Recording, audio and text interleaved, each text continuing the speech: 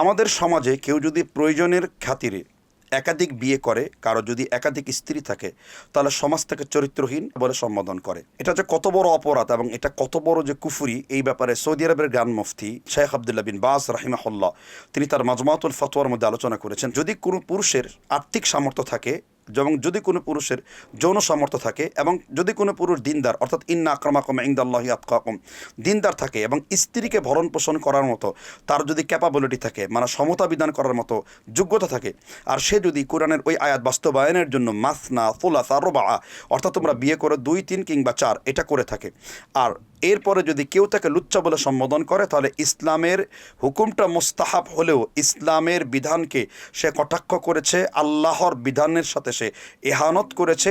এই ইহানত করার কারণে আমরা কত বড় কুফরি করে ফেলেছি এবং আল্লাহ সুবহানাহু ওয়া তাআলার সাথে আমরা কত বড় দৃষ্টতা করে ফেলেছি। আমাদের মা বোনদেরকে আল্লাহ তাআলা এই ব্যাপারে সঠিক বুঝ দান করুক এবং সমাজের মধ্যে এই কুফরি চর্চা বন্ধ হোক, কারণ আমরা না জেনে না বুঝে অনেক সময় এই ধরনের কুফরি কথা বলে ফেলি। আল্লাহ আমাদের সকলকে হেফাজত করুন।